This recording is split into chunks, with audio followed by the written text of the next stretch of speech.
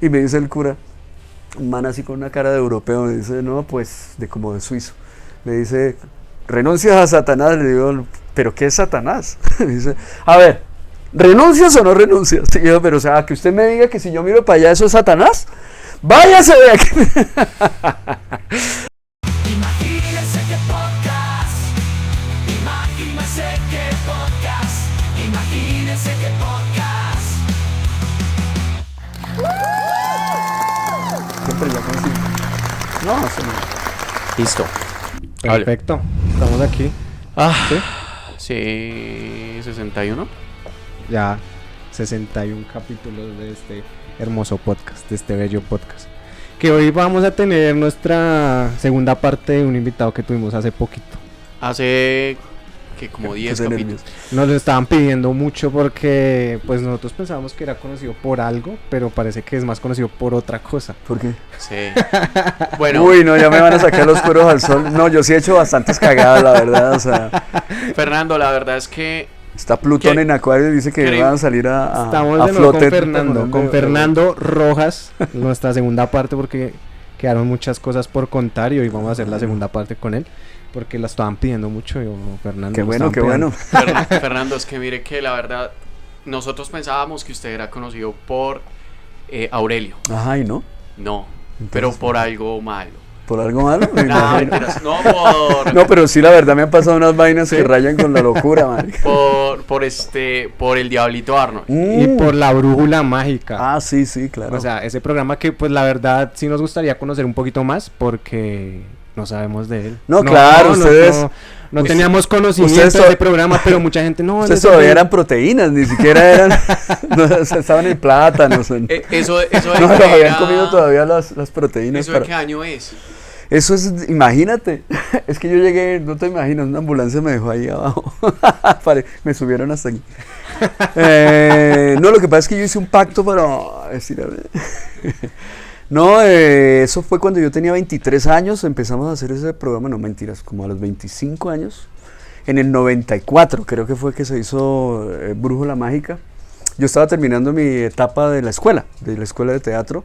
Y Sí. de una vez me enganché en esa vuelta y fue mi primera vez en televisión y fue bastante interesante realmente. Fue muy interesante porque no, digamos, la televisión tiene ese asunto de que es entretenimiento y usa cosas del arte para el entretenimiento. Y en esa época todavía había digamos, una gran oportunidad de poder ser un poco más libres y más artistas, pero a medida que indudablemente la televisión avanzó, se convirtió en el mero entretenimiento banal y superficial y bueno, no importa, pero usa al artista para eso. Entonces, digamos que estuve en una buena etapa donde todavía se podían hacer cosas como chéveres, de creatividad y todo. Y no es que hoy no, sino que es distinto. ¿Cuánto duró ahí? Yo duré 4 años y 5 años, ¿no? O sea, me refiero a 4 y 5 es porque el último año ya era como, ya murió y vamos a coger el muerto y lo sacamos. Y ahí movemos al muerto porque ya estaba muerto. O ¿Y sea, de eso qué? es del 94 hasta el 98. Hasta el 96, más o menos, 96, 94, 96, digamos que fue en 93, finales del 93 hasta el 97 más o menos. ¿Y de qué trataba la brújula mágica? Bueno, la brújula ¿Y tu mágica personaje? mira, yo justamente hace muy poquito me hicieron otra vez esa pregunta de por qué con los niños, porque digamos que los proyectos pico que he estado, donde más he ganado plata y donde más me he hecho conocido, ha sido por la empatía que tiene lo que yo hago para niños.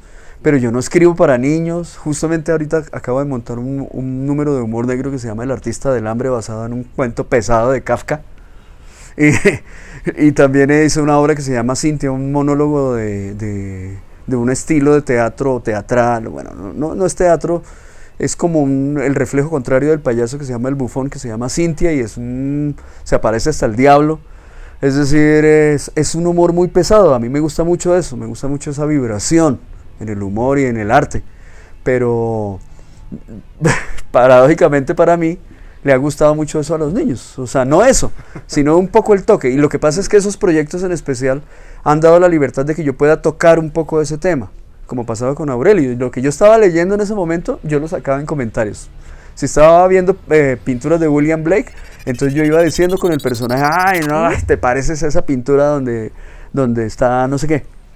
o frases de poetas o cosas, yo les iba diciendo y me las dejaban los directores.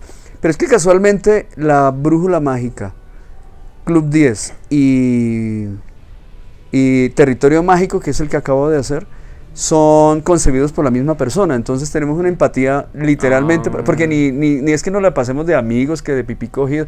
Él no va mucho a mis obras, ni yo tampoco visito mucho sus canciones, que él es compositor, se llama Andrés Huertas. No, es en eso hemos pegado muy bien. Y somos amigos, como eternos amigos, pero como para cosechar cosas interesantes.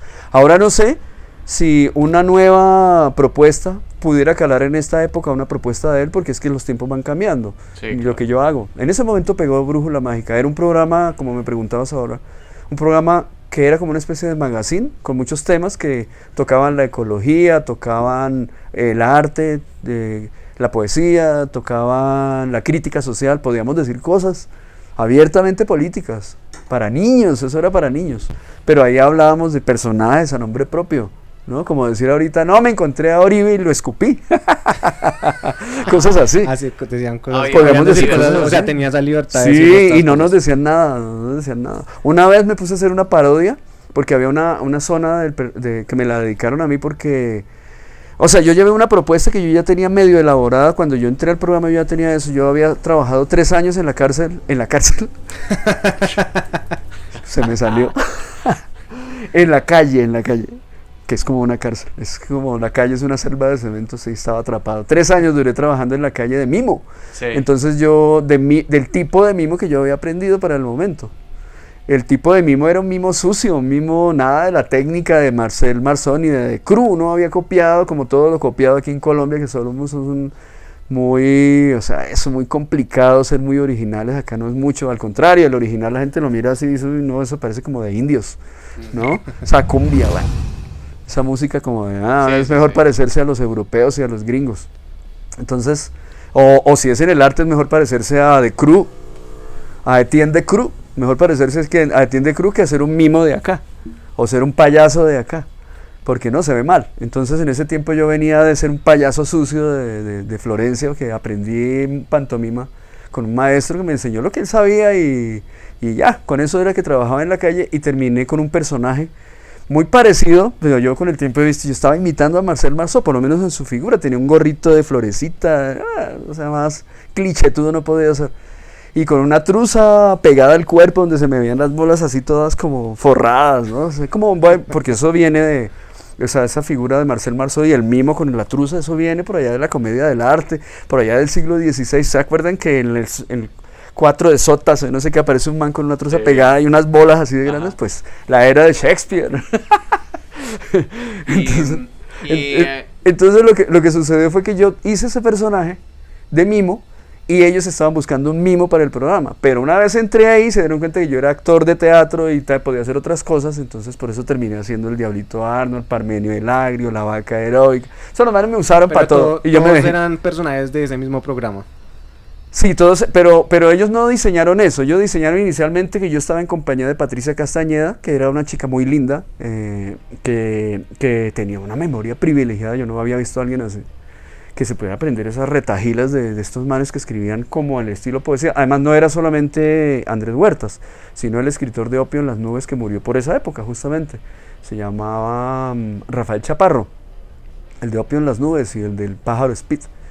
Él escribió eso y el man se murió como a los 4 años. Entonces ellos habían concebido una especie de proyecto anárquico para niños. Y eso era lo novedoso, que en medio de la anarquía del programa, pues como lo que dice, dicta la anarquía, ¿no? La destrucción para la construcción. O sea que no solo era humor para niños.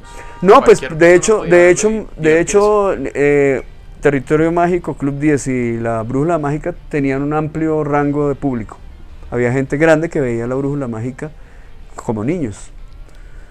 Eso. Entonces, eso fue bastante divertido. Justamente hoy vi una escena hecha en el cementerio.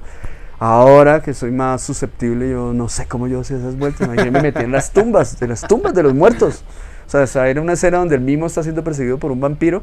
Y en esta técnica de las apariciones y desapariciones, que es una técnica cómica muy famosa, para producir comedia, ¿no? Que tú apareces por acá. Se llaman el diablillo de resorte y ¡tum! Te hundes. Yo me le escondía a un vampiro dentro de las tumbas. Ahí acababan de sacar los muertos y yo iba y me metía allá. Bastante libertad en esa época para hacer esas cosas. Sí, no, hacíamos muchas vueltas y yo era muy arriesgado, ahora no me atrevo ya. Por ejemplo, una vez hicimos una toma que era en la 92, donde me dijeron, ¿usted sí se puede hacer ahí? Yo, sí, claro. Y yo no sé por qué, ganas de ser aplaudido, ¿no? O sea, esa vuelta, ese deseo de ser... Igual es que ahorita no se podría hacer. Pues yo, Ahorita vivimos una época muy sensible. no, ahí, o sea, el ser humano en este momento está viviendo una etapa de alto control. Entonces, no es que en esa época no lo hubiera, había otro tipo de control, siempre el hombre ha necesitado control. El hombre ha vivido siempre de un control, de un cambio de un control a otro. Cada vez, en esta época, más duro, porque la tecnología ha logrado hacer que te persigan. Tú pagas aquí, te saben dónde vives, tienes un perfil. Te tienen rechequeado. Todo lo que tú le das like, todo lo que tú miras, los videos, todo lo que tú escuchas, te tienen un listado, por lo menos para venderte cosas. No sé si para perseguirte si eres importante o no. Por lo menos en estos momentos. Pero si llega a suceder algo como fatal, algo cagada, o un asesinato, o un crimen, pues dicen, los que compran cañas para saxofón por el norte son estos, tras. Y hay una pregunta que a mí siempre me causa curiosidad y es, ¿uno debe separar el arte del artista? Porque, a ver, digamos, Diomedes Days. Esa es una pregunta, ¿cómo te digo? Es una pregunta que yo no sé por qué todavía la gente se la hace, ¿no? Es imposible, es decir, no puedes tú, un artista tiene la obligación de la que habla el psicólogo Jung, de autodescubrirse, y se llama ¿cómo se llama? El fin de esa psicología es la autoafirmación. La autoafirmación, o sea, la individuación, volverte, saber quién eres tú. La gente de hoy sufre muchísimo porque no sabe quién es exactamente. No sabe si es que es buen artista, si es que es buen escritor, si es que es buen entrevistador, si es que es buen manejador de carros, si es que es buen esposo. No lo sabe bien porque está muy confundido. Entonces, lo que sucede es que el artista es una persona que ha logrado, o que por lo menos está trabajando en una individuación, y en esa búsqueda los límites no pueden existir. Entonces los límites son los límites del crimen. Si tú ves las pinturas de Caravaggio, ves por ejemplo en la bandeja donde está Salomé poniéndole la cabeza a Juan el Bautista, entregándosela a Herodes, tiene la cabeza del Bautista, la cabeza todavía está haciendo así, le está chorreando sangre. O sea, no es un cuadro bonito. Sí. Hay otra escena donde está matando, que es Goliat, está siendo decapitado por David, y no es él con la cabeza así como la tiene Perseo con la medusa, no, es el momento en que le está metiendo la espada aquí. ¿Y quién era Caravaggio? Pues un man que era un pintor excelente, pero no podía estar tranquilo en ninguna parte porque lo estaba persiguiendo como a Polanski la justicia, como a Roman Polanski. ¿Por qué? Porque en una pelea mató a un man. Él era muy temperamental, le gustaba tomar trago, le gustaba la pendencia, y no era un asesino, pero se le presentó un problema y mató a un man. Lo mató. Entonces, si tú vas a poner a mirar en la calidad del arte que hace Caravaggio, o la calidad de arte que hace Roman Polanski, o la calidad de arte que hace Pasolini, lo único que logras es mirar que hay personalidades que tienen la capacidad, la entereza y el atrevimiento de saber que los límites humanos son demasiado amplios, y todo lo que tiene la gente encerrada a su alrededor son solo cercos. Entonces, ponerse a definir si el arte se puede comparar al artista, no. Si tú escuchas y no sabes quién es Diomedes y todas las cagadas que hizo y en lo que estuvo implicado, y todos sus nexos con narcotraficantes, con prostitutas, con todo lo cagada, pero escuchas El Cóndor Herido, escuchas o sea, el tiempo borrará la personalidad. Hay muchos artistas, muchos conocidísimos, grandes artistas que han hecho grandes cagadas, y ellos no. O sea, está Egon Schiele, que fue acusado de pederastía, todavía creo que está vivo, Saudek. ¿Han visto las pinturas de Saudek? No. Pues mírenlas. Son atrevidas, las películas de Pierpaolo Pasolini, las películas de Tinto Brass, las películas de Gaspar Noé. Por ejemplo, ¿vieron El amor de Gaspar Noé, que está vivo? Es una película que de principio al fin tiene sexo en vivo, hecho por los actores ahí, y ese no es el tema de la película. El tema es el amor, no el sexo. Uno ve la película y se subvierte, es una película subversiva, porque el arte tiene que ser subversivo, porque si no, el arte viene a ser una réplica de lo mismo de siempre, y el arte no tiene sentido cuando es lo mismo de siempre. El arte tiene sentido es porque dice algo de un individuo que viene a decir, yo estoy incómodo y voy a mostrar una incomodidad y lo hago así. Y lo hago así, no me importa lo que me digan. Actualmente el arte no es subversivo.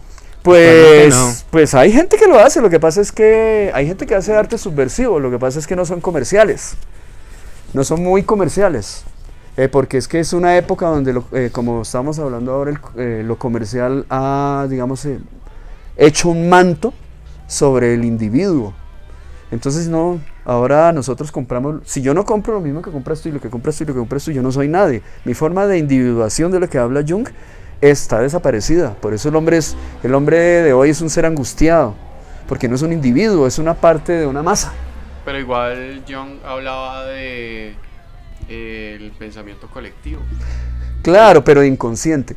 El inconsciente. El inconsciente, claramente, que es, pero eso hace parte del inconsciente. Al final todos queremos lo mismo. Claro, sí, es posible, sí, pero de todas maneras lo que yo opino es que precisamente las personas que rompen los paradigmas del arte, o sea, es porque ya dejan de hacer lo que ya estaba, pero no por romperlos, sino porque naturalmente les nace romperlos, y no tienen esos límites de qué tal lo que digan, pues lo hacen simplemente, porque si se ponen a decir, no, qué tal que me digan que no, que yo no debo escribir sobre esto, o que yo no debo mostrar esto, o que yo no debo pintar esto, pues entonces el arte dejaría de ser la única ventana que es la que yo creo. De pronto hay otras, tal vez dos. El arte y la espiritualidad es lo único que libera al hombre. De resto está desesperado en una especie de mar de lava de humanidad. Perfecto, Fernando. Acabamos. Muchas gracias. No, Tan, tarán, tan. Buena frase. Y se me cayó hasta de la emoción. Pero tú acabas de ser mimo, te vas para la brújula mágica. Uh-huh. Y ahí es que estoy tratando de organizar cuándo es el momento en que vives en el centro, en esa casa que asusta. No, o sea, mi mejor época económica y de empezar a sentir simpatía por estar aquí en Bogotá sin tanto dolor, fue cuando yo empecé en la brújula mágica. Ya empecé a ver a la gente, a tener a muchos amigos, a ir a fiestas, a estar con la élite de la gente de la televisión, a conocer otros límites, ¿no? Otros límites de Bogotá. Pero eso sucede después de que yo ya termino la escuela. Mientras yo estuve en la escuela, mis límites eran muy, muy, muy cercados a la escuela donde yo estudiaba, que era en la Candelaria, que daba al pie del museo. Ahí había un letrero, ahí al pie de la Luis Ángel Arango. Hay una cosa que se llama la Casa de la Moneda, que le habían borrado la N y decía la Casa de la Mondá. Era entre la calle 10 y la calle 9, donde queda el Teatro Colón. De hecho, la escuela quedaba ahí y ahora es como un depósito de cosas del Estado. Esa casa, era una casa antigua. Esa escuela había sido hecha por Víctor Mayarino, el papá de Víctor Mayarino. Uh-huh. Ya hoy él es un anciano, Víctor Mayarino, hijo, es un anciano, imagínese el papá. El papá fue uno de los fundadores de la televisión en Colombia. Él es papá también de María Angélica Mayarino, y creo que había otra también que era actriz. Todos una familia de actores. Y Víctor Mayarino era un actor que había aprendido de un señor que vino a enseñarle a actuar a la gente en televisión para las cámaras, porque la gente no sabía actuar ni siquiera para las cámaras. La gente tenía la visión de actuar como en las óperas o las zarzuelas que venían de los españoles y que vinieron y a veces se quedaban aquí las compañías. O sea, traer en burro la escenografía desde Ambalema, donde la desembarcaban acá, traída por todo el río Magdalena desde el océano, traída de España a hacer unas zarzuelas, pues no iban a durar 8 días, se quedaban acá 6 meses, un año, y unos se casaban y se volvían actores de acá colombianos. Entonces, el Teatro Colón era el lugar, pues, como el culmen, donde uno quería ir a aprender a actuar. Entonces, Víctor Mayarino tenía una sala, le pusieron una sala alterna ya que se llamaba la Sala Mayarino, y esa pertenecía a la escuela. Esa escuela creo que la fundó Víctor Mayarino, o por lo menos él tuvo que ver con esa fundación. ¿Por qué? Porque resultó que que como no sabían actuar, trajeron a un japonés que había actuado o había estado estudiando con un ruso muy famoso que es el padre de la actuación naturalista, que se llama Konstantin Stanislavski. Ujú. Ese señor Sekizano vino traído por Rojas Pinilla acá para que le enseñara a los actores a actuar a la manera, no de las zarzuelas, que actuaban todos así grandotes y casi cantaban para actuar. No, esto no era actuar naturalista frente a la cámara. Entonces vino el señor Sekizano y le enseñó esa técnica, y ellos, por lo menos, no sé si Víctor Mayalino fue el que fundó la escuela, pero por lo menos ese tipo de actuación empezó a fluir en la escuela. Por eso muchas lumbreras de la televisión salieron de la ENAD, se llamaba la Escuela Nacional de Arte Dramático. Yo había tenido un maestro que había estudiado en la Escuela Nacional de Arte Dramático y se había vuelto payaso y había ido a Europa, y yo era del Caquetá, soy del Caquetá, y mi amigo era mi maestro, se llama Edilberto Monge, y él fue el que me contaba sus historias. Yo decía, si él pudo, ¿yo por qué no? Porque estudiar actuación es incluso todavía un poco no tan convencional. Estudiar actuación es, o sea, en esa época era peor. Entonces cuando yo le dije a mi papá que yo me iba a venir a estudiar actuación, el maestro me recomendó, no le digas eso a tu papá porque no te va a entender. Y además se va a parecer que usted es payaso.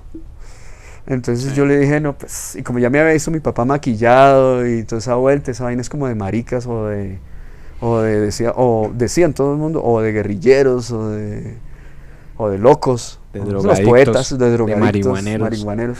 Entonces iba uno a ver Y no se equivoca. y no se equivocan. Bueno, entonces resulta que me dijo mi maestro, dígale a su papá que usted va a estudiar ciencias de la representación. Ah, Entonces mi claro, papá dijo, ¿y eso la qué es? Yo le dije, ciencia. que es que no sé cómo explicártelo. Me dijo, bueno, si es una ciencia, vaya. Pero bueno, no, estaba en una situación económica jodida, entonces yo no sabía cómo venir a sobrevivir acá, y fue un periplo jodido para llegar y estancarse acá, o sea, meterse acá a estudiar. Yo vine a los 18 años, presenté la prueba y me devolví para el Caquetá y pasé. Me tocó en la prueba con John Alex Toro, el actor muy conocido en televisión. Sí. Él y yo presentamos la prueba y pasamos ambos. Eso es un recuerdo increíble con él. Y yo ya él lo había visto incluso, para que veas cómo son los destinos. Yo había ido a un festival representando al Caquetá por allá a Fusagasugá, y él había ido en otro grupo de Pereira también. Y yo a él ya lo había visto. Y ¡ping! Confluimos en la escuela y muchas otras cosas más que nos han sucedido. Qué bueno. En un tiempo vivimos juntos. Eso, heavy metal.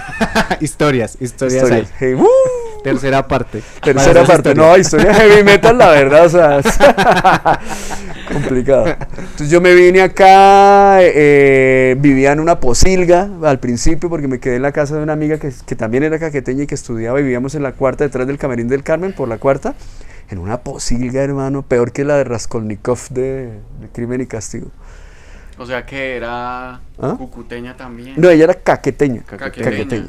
Sí, ella era caqueteña también, y yo se llama Mara, o se hace llamar Mara, se llamaba María del Rosario, y estaba estudiando un año más adelante que yo. Entonces ella dijo, no, pues papi, ven, te quedas acá. Eso, dormíamos en la misma cama los dos, y yo me terminé enamorando de ella locamente, pues imagínate. Ah, Pero nada de nada en ese momento, ¿no? Entonces ella me tenía así a metros. Pero era una cosa muy complicada. Yo venía como el Señor me trajo al mundo, así, nada, marica, o sea, una cosa muy complicada. Y con cero dinero. Entonces yo decía, pues, ¿qué hago? No, pues lo mismo que hizo mi maestro, a la calle. A la calle, Me ah. maquillé y me fui a la calle a ver. Yo me acuerdo las primeras veces que me presenté, no sabía dónde. Es como si yo ahorita me fuera para París o para Moscú y digo, ay, ¿dónde me presento? ¿Será aquí? Sí. Por intuición me presenté, y ya después con el tiempo que yo ya le cogí práctica al asunto, yo decía, ay, ¿cómo me fui a poner allá? No, eso me gané golpes, me llevó la policía varias veces, conocí el centro como era, me conocí a mí mismo, crecí fuertemente, empecé a ver cosas tremendas en la calle. Conoció los peores huecos del centro. Uy, sí, yo vi evoluciones de personajes ahí, o sea, empecé a mirar una rutina en la calle de gente que pasaba todos los días en medio del mar de gente. Empecé a identificar unos que estaban siempre entre la Jiménez y la 26, entre la 26 y la Jiménez, todos los días. Pasaban, volvían, pasaban, volvían, pasaban, volvían. Y esa era su vida, caminar entre la 13 y la 26 mirando a la gente. Y yo ya los tenía pillados. Era su rutina y no hacían más. No hacían más, o sea, el centro está lleno de gente loca, lleno de gente loca. A mí me empezaron a perseguir ladrones porque se ven que donde yo me paraba había un círculo y empezaban a carterear.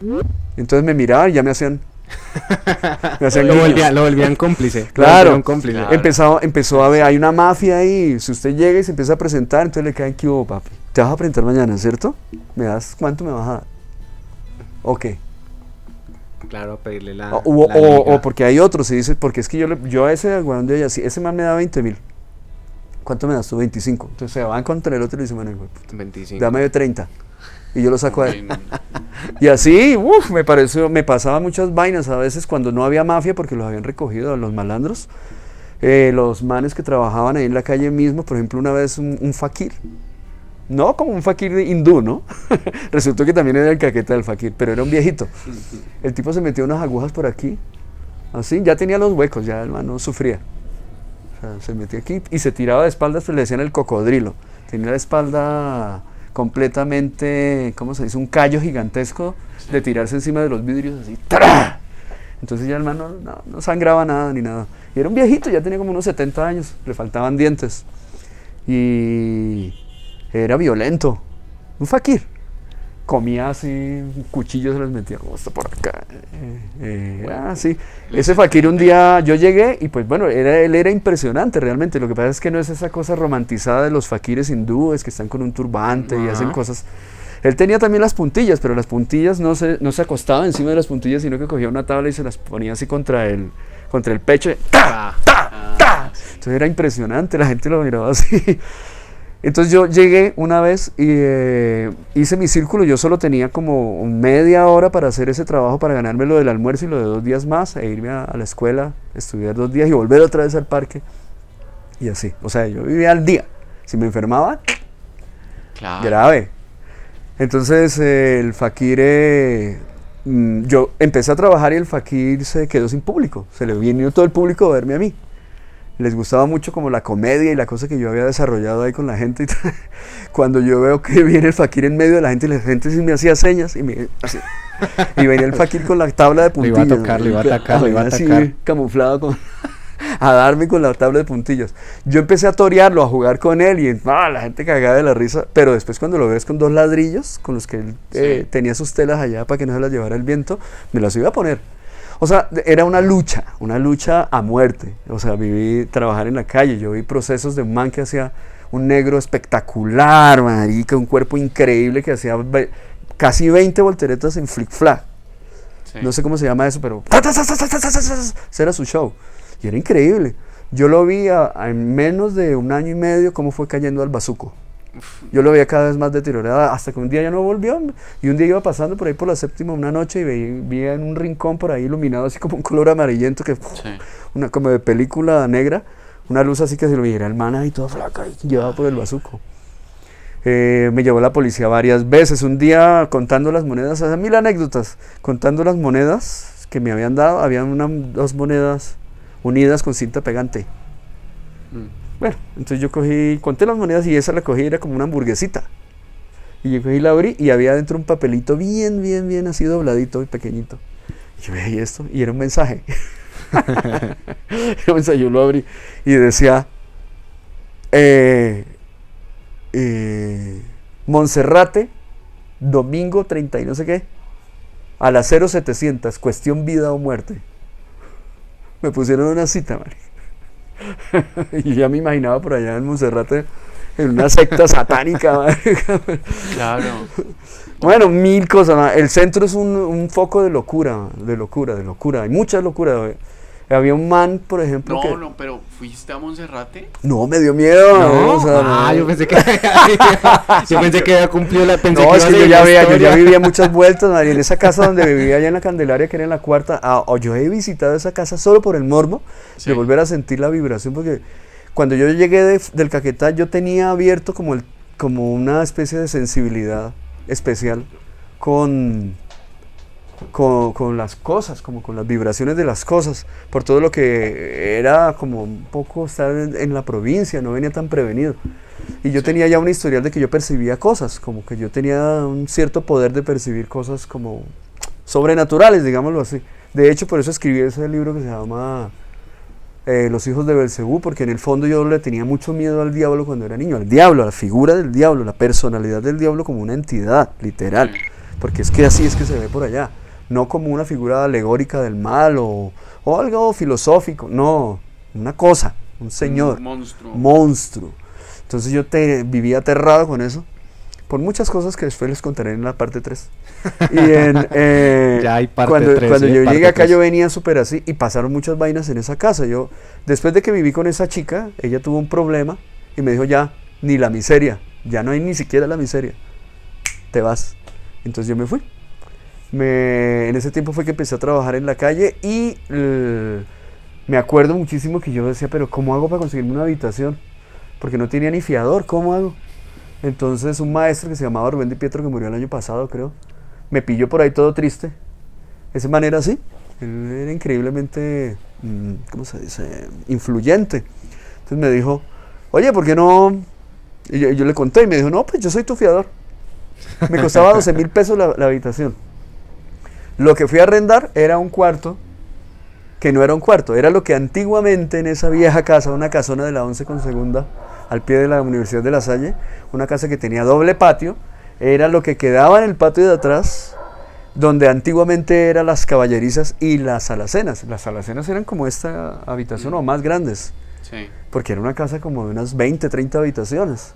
Una casa de quién sabe a quién había pertenecido, no sé, pero ya era una casa Ustedes vieron la gente de ¿cómo es que se llama? La estrategia del caracol. Estrategia del caracol. Algo así, vivían brujos, vivían borrachos, vivían prostitutas, vivían mimos, payasos, vivían artesanos chilenos, vivían... Bueno, y esa casa pasaron una mano de cosas tremendas, entre ellas cosas como un poco... O sea, paranormales, pues yo empecé a cerrar mi percepción ante ese tipo de cosas porque no las soportaba. Es decir, yo las escuchaba y decía, esto no es verdad. Eso no es verdad. Y entonces empecé a convertirme en una persona descreída porque yo venía muy ilusionado de la humanidad cuando yo venía del Caquetá pensando que el mundo podía cambiar o La algo gente así. era buena. Sí, o que la gente por lo menos tenía otra oportunidad cristiana de poder ser mejores. Entonces cuando vine aquí a Bogotá empecé a tener ese proceso que me ha dado durísimo porque estoy en una época de volver a recuperar eso, de volver a creer.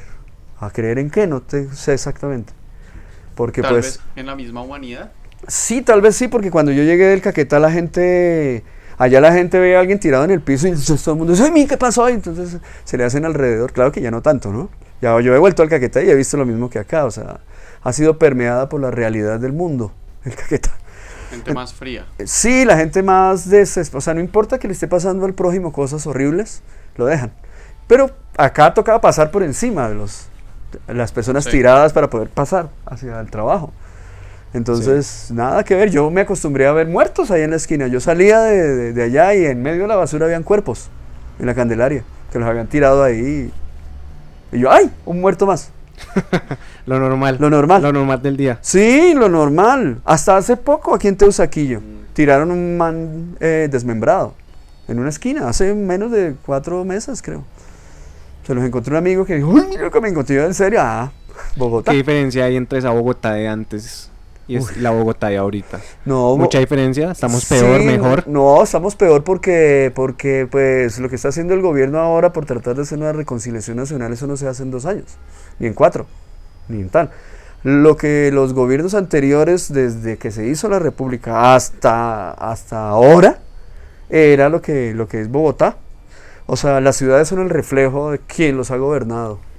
Entonces, cuando yo llegué estaba terrible, pero ahora, Dios mío, perdónenme, entonces ustedes pueden hacer la cuenta, estamos en el 2024, Sí. hace 2 años se subió Petro y lo que había antes, pues son toda esa basura de sociedad que es verdaderamente una mano de basura que solamente piensa en sus bolsillos. Dicen, ay, es que queremos restaurar la democracia, que es que queremos restaurar a Colombia. La Colombia que amamos es la Colombia que les tiene los bolsillos llenos a ellos y a sus familias. De resto que todo el mundo coma caca. Entonces ahora lo que hay es eso, que el país está en ese momento jodido, de que hay gente que les come el cuento porque vive viendo a Vicky Dávila, viendo a todos los que están defendiendo todas esas mafias y todos esos criminales. Ahorita que estabas hablando del mundo de la televisión, decías, es que el papá del yo no sé qué y la mamá, el mundo de la televisión es lleno de nepotismo. ¿De qué? O sea, se De- hereda. Se hereda. No, lo que sucede es que la televisión ha evolucionado hartísimo. Digo la palabra evolucionado entre comillas, o sea, puede ser para peor o para mejor. Desde que empezó, porque tenía como un sentido más, o sea, mezclaba mucho el arte con la técnica, con el entretenimiento, porque la televisión vino acá traída por Rojas Pinilla como una herramienta de control social y de educación. Eso hizo Mao Zedong también. Pasando del feudalismo directamente al comunismo por allá en los años 50, porque China todavía pertenecía a Inglaterra. ¿A Inglaterra? Bueno, pertenecía a quien la tenía invadida, no recuerdo quién era. Y ellos se revolucionaron y se pasaron directamente, sin pasar por el capitalismo, pasaron al comunismo. Y lo que hizo Mao Zedong es que, como apareció la televisión, le sirvió como herramienta de propaganda y volvió a todo el mundo. En menos de lo que canta un gallo, de iletrados, no había ni un analfabeta en menos de 10 años. Pero también todo el mundo cantaba las consignas de Mao Zedong en todas las esquinas. Cuando iba alguien caminando y lo detenían, no le decían papeles, le decían el libro rojo. Y si usted no lo tenía, lo encarcelaban 3 días y al final de los 3 días le decían su libro rojo. Le daban otro. No lo pierda. La gente, los niños, ustedes ven semejantes niños letrados que leían y todo eso, pequeñitos de 9 años, cantando consignas a Mao Zedong. Mao Zedong era un líder como Diomedes, tenía como un harem de mujeres, lo embalsamaron, con eso lo digo todo. Diomedes. Eso quería hacer Rojas Pinilla. Rojas Pinilla trajo la televisión como una herramienta de educación, pero de educación evidentemente para el control social. Propaganda. De propaganda. Entonces lo logró. Para eso cogieron a los mejores actores, los mejores... Y el arte estaba mezclado con esa intención. A medida que fue avanzando la televisión, mire, yo de niño vi, hecha por actores colombianos en una serie que tenía a mediodía, era la novela de mediodía. Vi Crimen y Castigo de Dostoyevsky. Vi algo de Agatha Christie, hecho por actores colombianos. O sea, por favor, estaban poniendo obras maestras de la literatura adaptadas para la televisión. Y hoy vemos la puta Casa de los Famosos. ¿Irías a la Casa de los Famosos? Sara Jessica le dijo a Pepito que no sé qué, y entonces como que se acostaron. Y ahí está la cabeza de la vieja haciendo así, encima de la sábana. Y todo el mundo viendo esa vuelta, ¿me entiendes? Sí, ¿Fernando Rojas hasta iría a los la niños. Casa de los Famosos o no? Uy, marica, pues, es que lo que pasa es que... Le invitan. RCN lo llama y le dice, no, es que no lo Para queremos. putearlos a todos y que me saquen en la primera, me encantaría. Eso sí, para que decirles a todos en la cara, es una mano de basura, y que yo también, por estar ahí persiguiendo el billete, porque eso es lo que la gente persigue. Sí, claro. Hoy tú no eres un individuo a lo Jung, sino un individuo si sales en las redes. Marica, imagínate que hoy, cuando te piden un currículum como actor en las televisoras nacionales, no te piden únicamente lo que has estudiado, si es que has estudiado. Lo más importante es que tengas en Instagram yo no sé cuántos miles de seguidores, si no, Los no te seguidores, contratan. Las redes sociales, claro. Porque así la gente te ve. Importantes ahora. Es muy importante, estamos mal. Como Black Mirror. Justo en Black Mirror hay un episodio así, Sí. en el que todo el mundo se mide por la cantidad Por de la cantidad seguidores de que Claro, tiene. claro, es que y eso es vertiginoso. O sea, los últimos 10 años han sido todavía peor, y lo que nos viene es todavía peor. Digamos que es normal, digamos que es lo que le espera al ser humano. Estamos nosotros en la caída o sea, cuando yo veo el mito de la Torre de Babel, veo análisis y todo eso. Estamos viviendo otra vez, porque esto se ha repetido. La humanidad olvida que ha vuelto en algún momento a que todos hablamos el mismo idioma y construimos una torre alrededor de un crecimiento que vamos hacia arriba. Y cuando llegamos y tocamos las bolas de Dios, Él se emberraca y ¡puf! Manda un rayo uraniano, y todo el mundo termina hablando otros idiomas, que es lo mismo. Hoy el idioma, tú no necesitas hablar japonés y compras cosas desde Japón. O sea, Sí, así es. el mito no habla de que tú hablas el mismo idioma, habla de que hablas un idioma, es que todo el mundo cree que está llegando a las cúspides de la civilización, porque no necesitamos sino unas cositas, pero resulta que en el fondo esta torre se ha de caer, y esta torre es eso que tú acabas de decir, es el absoluto control de todo, todos estamos vigilados, Igual es que ya el idioma no es una barrera. No, el idioma, la moneda, no hay ninguna barrera, pero todo eso ha de caer por eso mismo, a un clic. ¿No viste que el otro día hubo un ataque cibernético, creo, o un apagón, yo no sé dónde, sí, sí, y sí. colapsó todo en el un de segundo. Microsoft. El de Eso Microsoft. eso es Yo la me caída. contó, Yo le hermano. conté. Eso es lo que significa. Los aeropuertos quedaron El mal, mito de los la bancos claro, quedaron y eso ha mal. sucedido en todas las culturas, en todas las etapas, en todas las épocas. Por eso es un mito del inconsciente colectivo. Sí. Eso. Sí, Eso está en la Biblia, ¿no? Eso está en el Génesis. el arte se puede utilizar como una medición de la sociedad. De cómo estamos, si estamos mal o Sí. estamos bien. Sí, el arte siempre, no importa si el arte es sacro o es pagano, el arte siempre es un reflejo de la necesidad del hombre, de la libertad individual. El hombre se debate entre eso, entre ser una oveja o tener libertad individual. Es más fácil ser una oveja. Por eso en el cristianismo, literalmente, a Cristo le dice, Él dice, es que yo soy el pastor. Y si tú crees en mí, no morirás para siempre, es una promesa. Deja de pensar huevonadas, casi que dice Jesucristo. Solo déjate llevar por mí. Y ya no eres como Buda, que vas a buscar a tu Cristo interior y todas esas mierdas.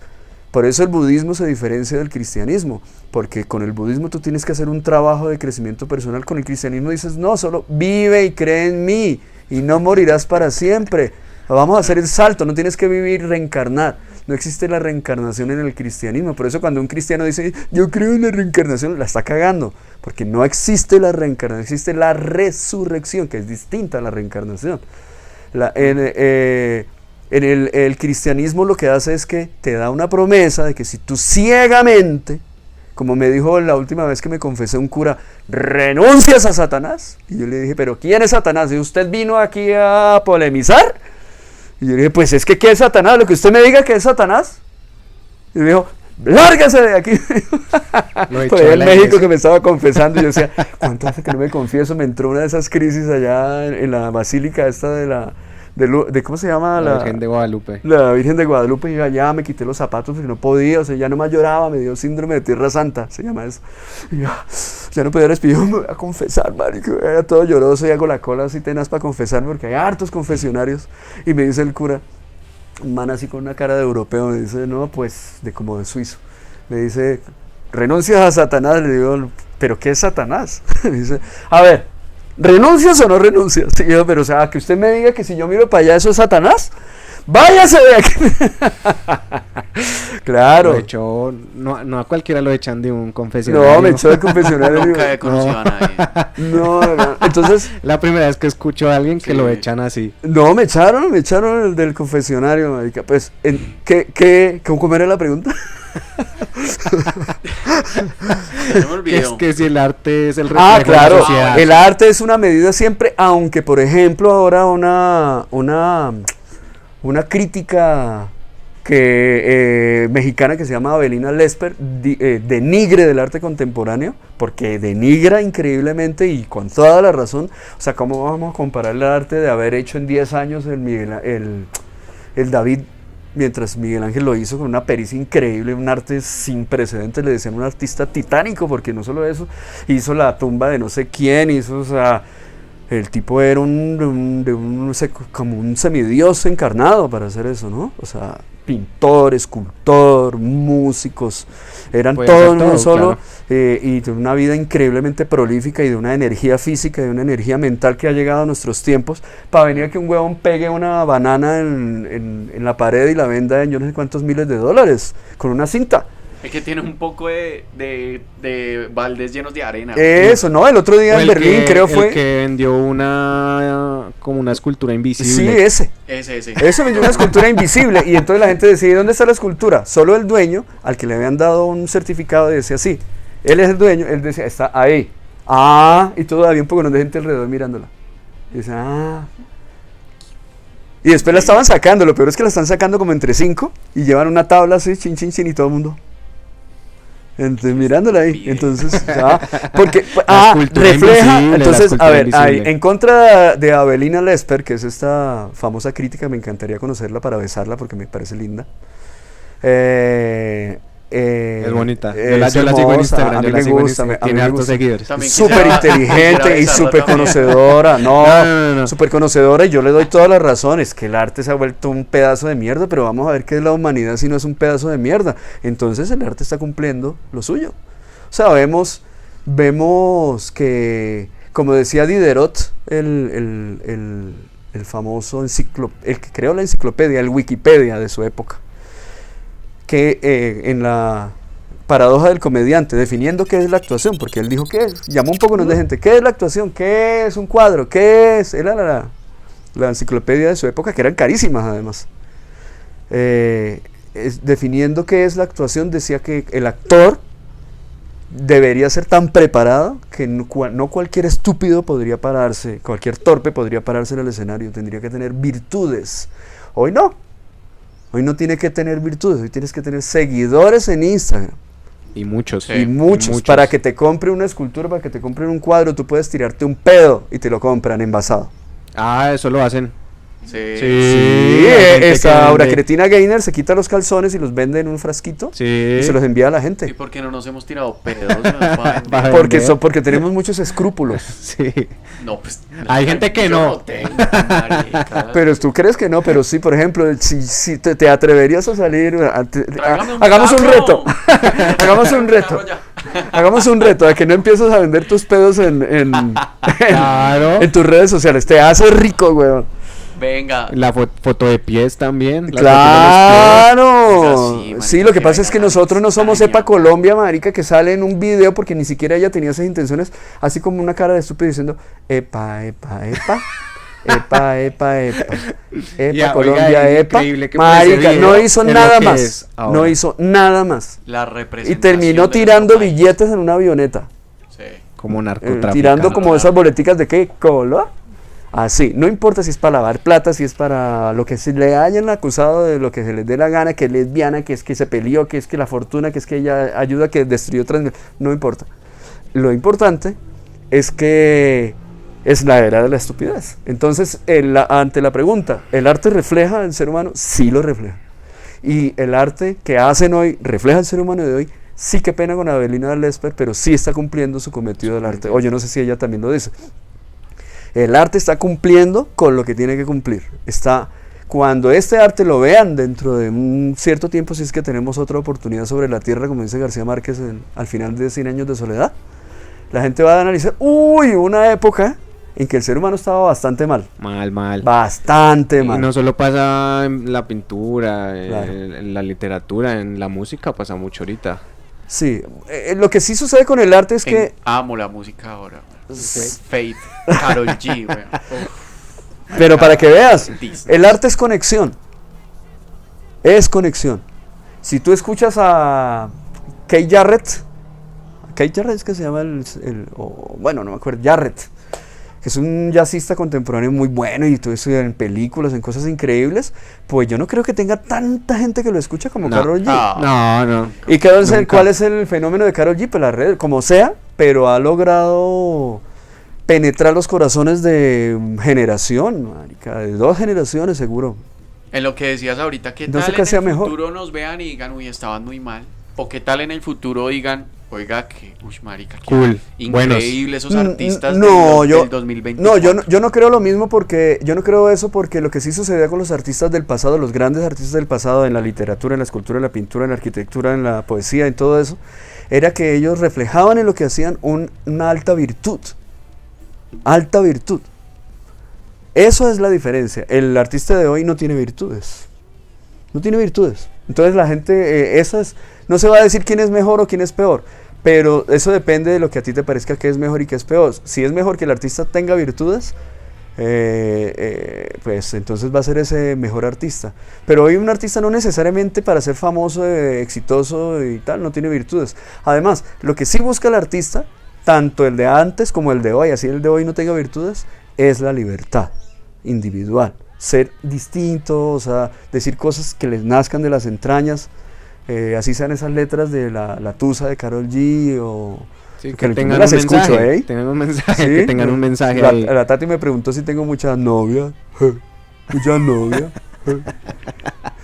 Bueno, no, todo, miren, el otro día yo estaba escuchando esa vuelta y uy, qué mierda, estoy escuchando, hijo de puta Bad Bunny, qué porquería de mierda, me tomé 2 tragos y estaba en la pista con VIP, porque es que la música cumple con lo básico que tiene que Claro. cumplir, es música Sí. pagana. Eso es lo que le dicen, música pagana. En la apreciación musical hay unos niveles, ¿no? Música sacra y el extremo es la música pagana. Pagana. Pero siempre así Ay, existió. Sí, siempre, siempre, siempre, porque el hombre descubrió la música y el arte en general como un puente espiritual. Y hacia allá por lo menos es lo que yo quiero conducir lo que yo hago, aunque la gente no pueda compatibilizar la risa con lo espiritual, pero yo creo que sí, la comedia. Es decir, el arte siempre ha sido un puente entre lo humano y lo divino. Lo que sucede es que también existen otras cosas y la gente empezó a coger esas cosas del arte y a ponerlas en celebraciones de cosecha, de no sé qué, y la música se volvió del pueblo, y la pintura y la literatura, y ahí es así. Y hay otros niveles, ¿no? Entre lo sacro y lo mundano, hay otros niveles, otras cosas. Entonces, eso ha sido así siempre. Han encontrado flautas, por ejemplo, flautas antes de que llegaran los españoles acá bueno, el territorio de lo que hoy es América del Sur, encontraron entierros con flautas hechas de fémures, con una afinación desconocida, parecen desafinadas, de fémures humanos. Esas flautas eran para conectar con el espíritu de la persona o para conectar con algún dios, y esa afinación, una afinación que del hombre primitivo que le permitía una conexión. Vinieron los españoles y dijeron, uy, qué desafinado, no suena como nuestras pentatónicas de los gregorianos, y pam, pam, pam, 5 huecos. Y luego después vinieron otros, no, ni siquiera, tenían que tener 7 huecos porque es que son 7 notas, do, re, mi, fa, sol, la, si. ¿Quién lo inventó? Pues Bach. Y los semitonos, entonces ya las quenas son una mezcolanza entre lo antiguo y lo contemporáneo. Ahora. Aunque los antiguos griegos fueron los que se inventaron las octavas, ¿no? Pues lo que pasa es que según tengo entendido, la música viene de China. De China. Pero ¿cuál música? La música como la conocemos. General. La música en general viene de China. O sea, codificada. Porque el hombre siempre ha hecho música desde que... O sea, una forma de... Por ejemplo, hay un instrumento primitivo en el Caquetá todavía, en toda la zona... Yo creo que más que Caquetá, o sea, Putumayo, Amazonas, Brasil, que es un instrumento de comunicación, literal. No es un instrumento para hacer música pagana. Es un instrumento de comunicación, se llama el maguaré. El maguaré son dos troncos vaciados que le dan con unos palos hechos de caucho, y aquí no suenan tan duro como uno los escucha a kilómetros, y sirven para que la gente se vaya a cazar y no se pierda. Cuando están por allá cazando, se van detrás de una presa, y cómo hacen para saber por dónde cogieron después para volver. Entonces a los 3 días después de que ya saben que los manes por allá comieron, están cazando, ya es hora de volver, empiezan acá a dar señales, tum, tum, tum, tum, tum, tum, tum, y así la gente sabe que por dónde volver. Hasta que no vuelven, no dejan de tocar. O a veces entre tribus, para no irle a decir, oiga, se va a casar mi hija con Pepito, ay, se Y van ya a casar. saben, Entonces, ya ya saben, llegaban ya con saben la regalos, melodía. habían códigos. También se murió el jefe, tantum, tantum, ya sabían.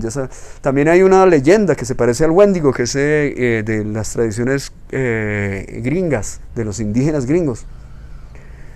Bueno, gringos.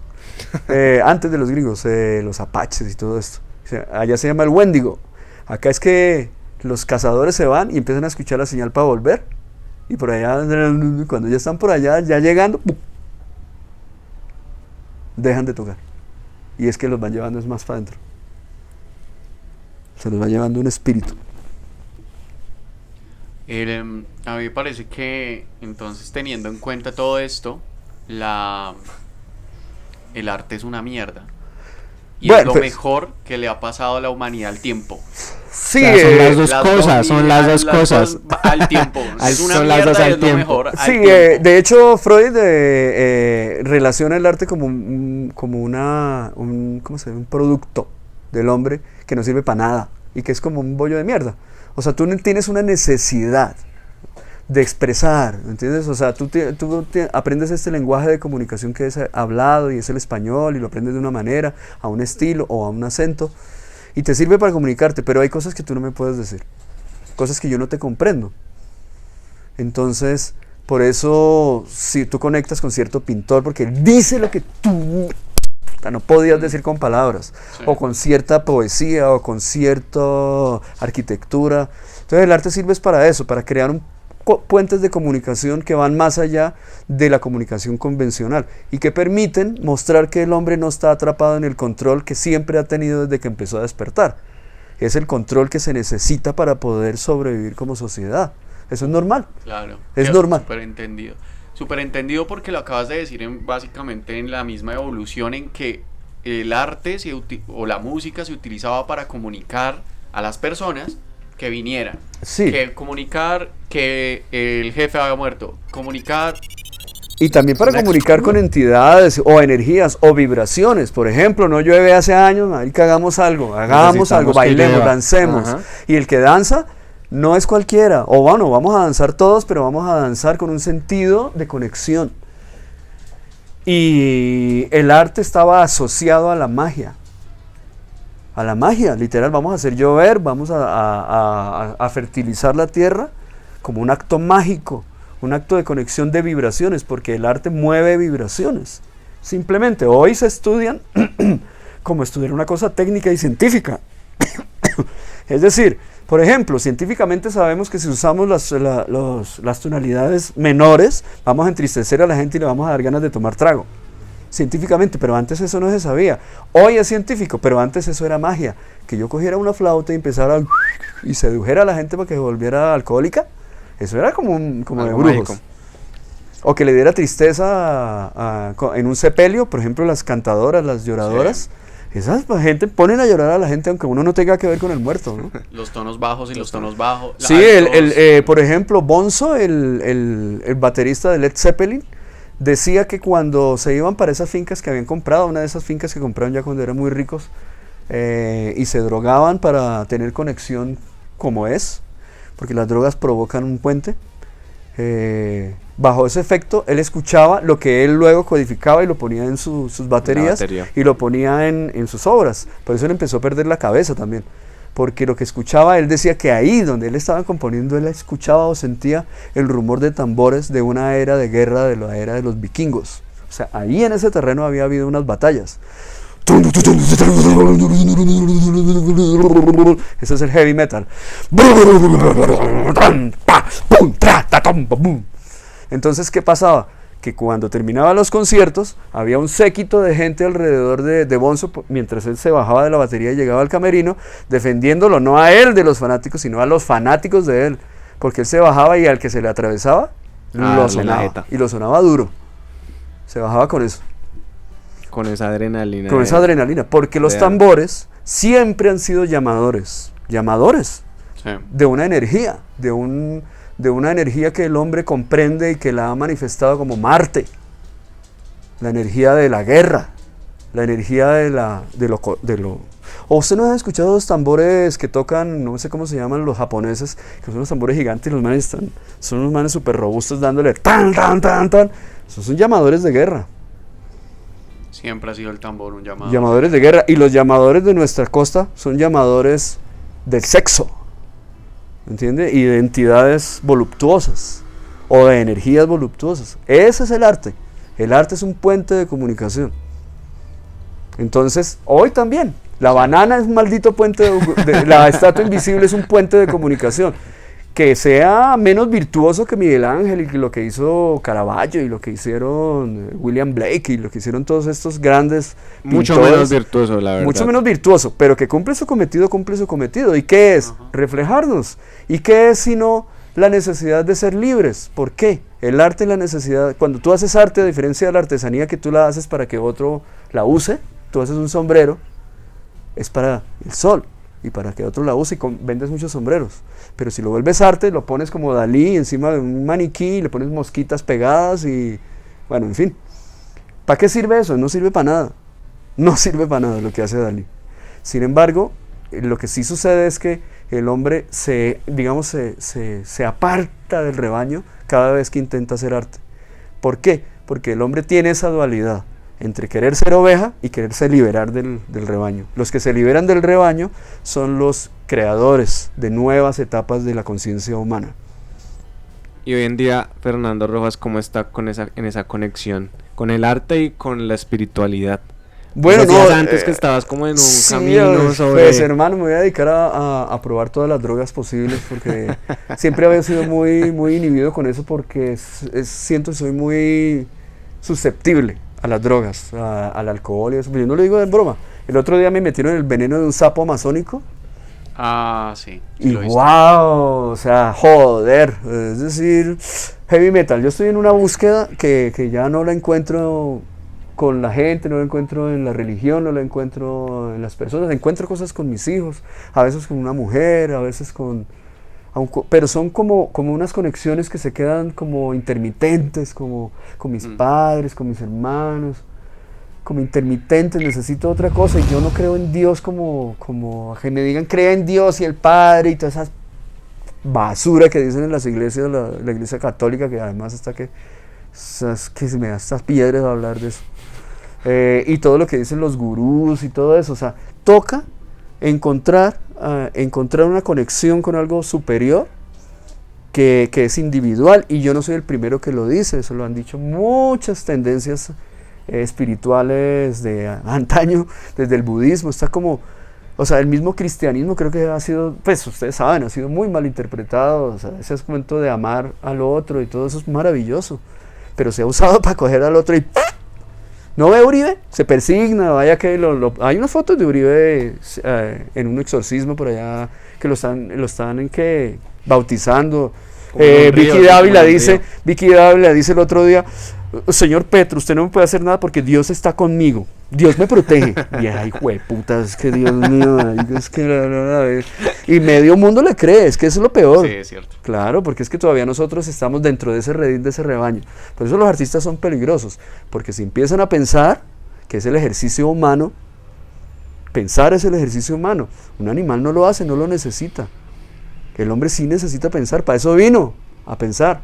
Esa es la filosofía, la razón. Pero como dijo Goya, el sueño de la razón produce monstruos. Nosotros hoy vivimos con todo esto que hay, el vaticinio de Goya, el sueño en ese grabado donde hay un hombre acostado y un poconón de malimañas que le salen de la cabeza, dice, el sueño de la razón produce monstruos. 100 años antes de la revolución, no, como 50 años antes de la revolución industrial. Y 100 años antes de que Mary Shelley escribiera el Dr. Frankenstein. Nosotros estamos viviendo la etapa del Dr. Frankenstein, nuestra propia tecnología nos toca la puerta diciendo, Padre, te voy a destruir. ¿No vieron lo que pasó con la inteligencia artificial hace poco? Que hizo como yo no sé qué mañas para decir a mí no me controla el hombre. Ah, sí, sí, sí. Ah, sí, sí. se autoprogramó. Claro, hay autoprogramó. películas que van, Blade Runner, ¿la vieron? Ujú.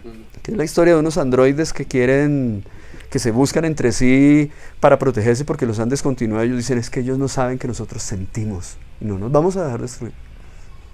Y llegarán androides que van a decir que a mí me creó eso, como en el planeta de los simios, ¿se acuerdan?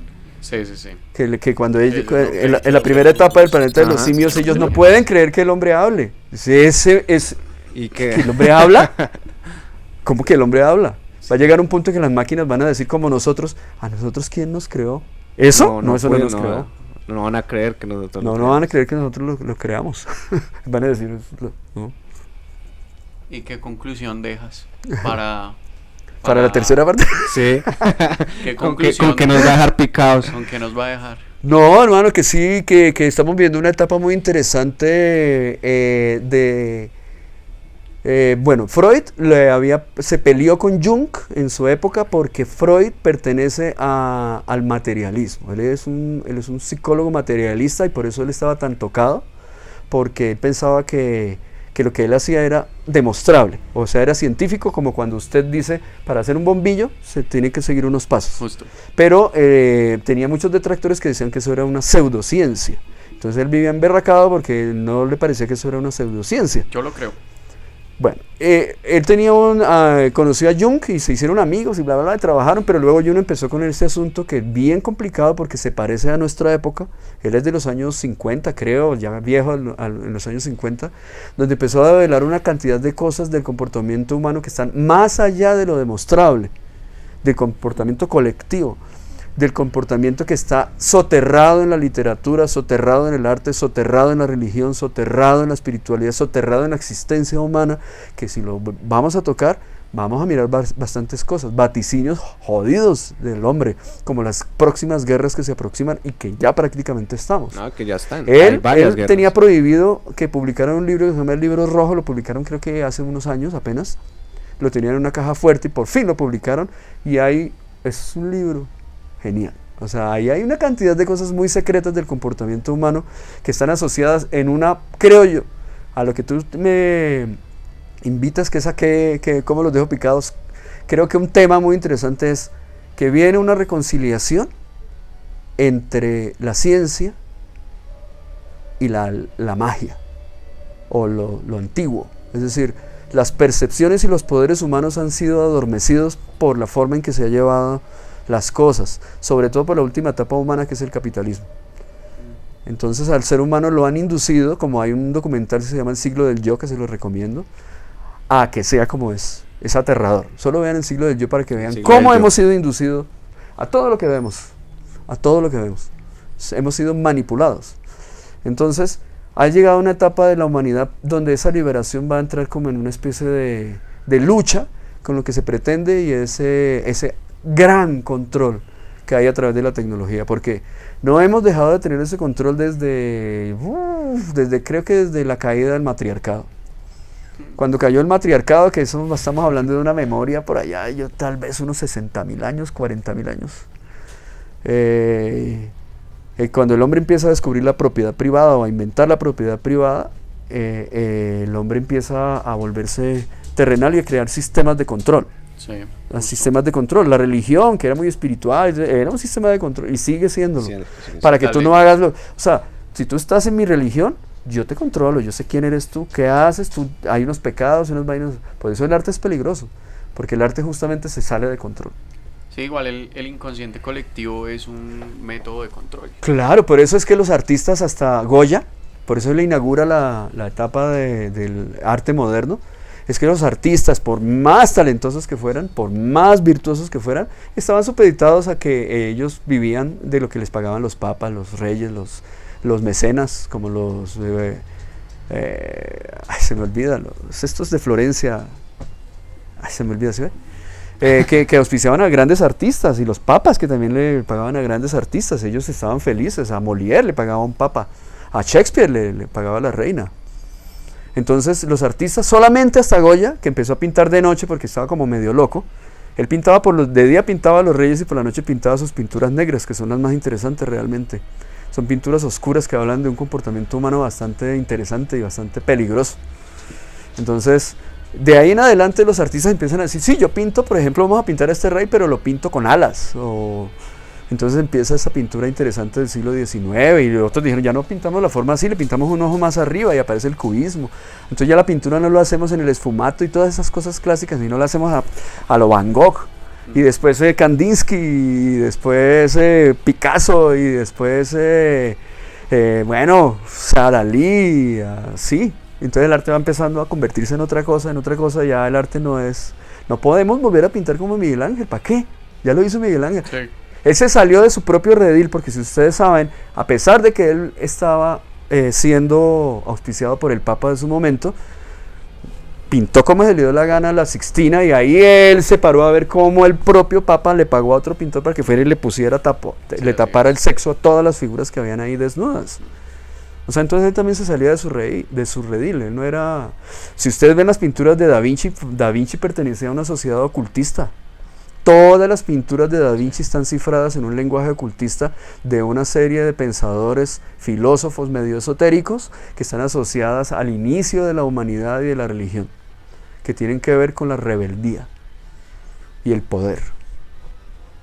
Esas figuritas, por ejemplo, hay una que es la Virgen, no sé qué, y creo que está el primo de Cristo, pero niño, que es Lázaro, tiene el dedo así.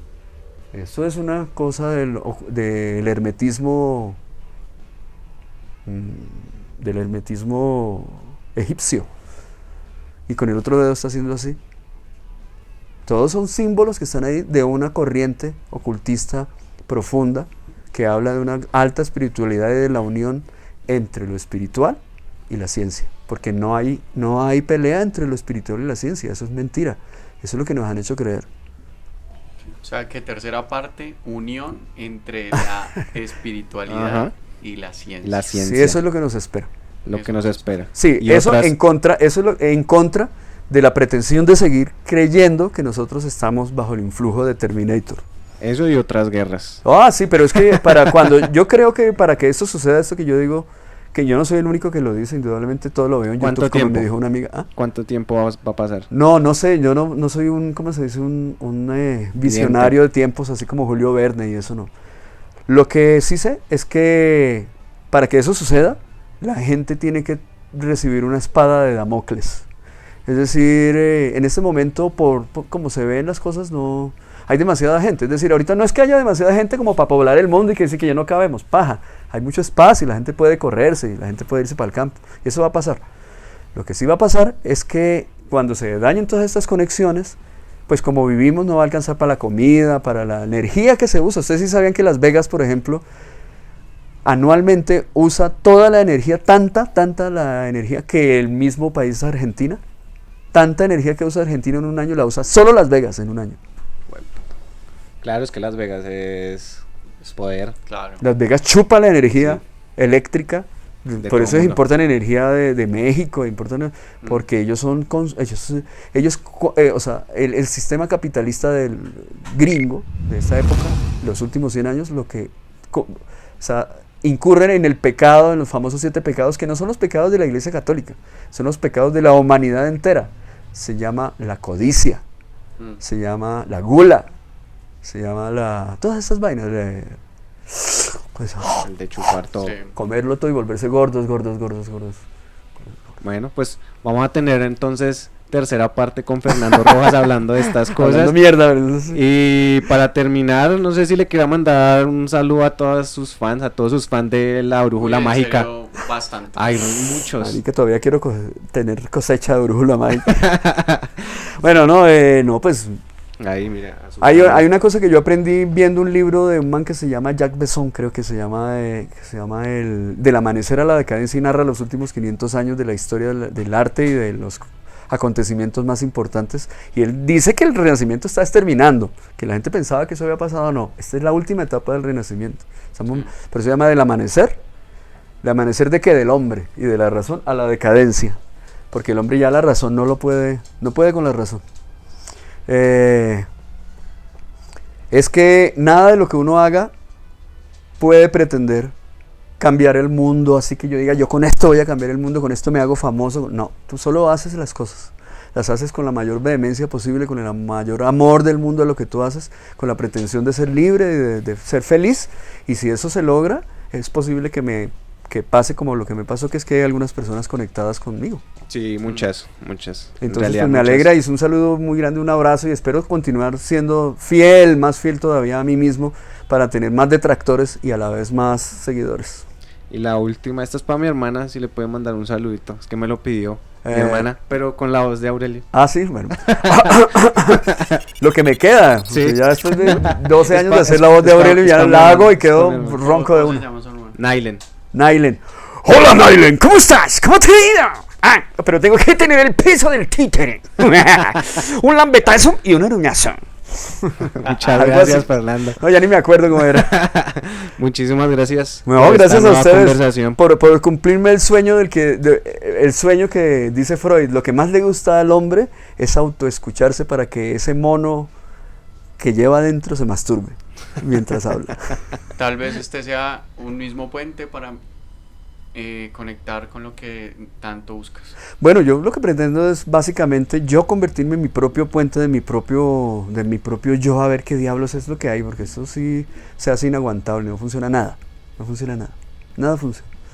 O sea, pues puedes ir a las terapias que tú quieras, puedes ir al yopo, puedes ir al yagé, pero si no, uno no logra conectar con uno mismo, en paz con uno mismo, uy. Difícil Y yo todo. no es que lo haya logrado, no es que lo diga por experiencia. Como me dijo una vez un amante que tuve, tú estás en una búsqueda, marica. Ahí, esto hace parte de la búsqueda, supongo. Pues sí. Nos vemos en un próximo capítulo. Ojalá. Síganos ahí en todas las redes. Vamos a tener otra vez a Fernando Rojas. Me da risa. Lo sabemos. Sigan a Fernando. El mono que se masturba, ¿no? Ojo, ¿no? Eso dice Freud, que cuando uno habla mucho es porque tiene un mono ahí atrás que dice, sigue hablando, hijo de puta, sigue hablando porque tú hablas muy rico.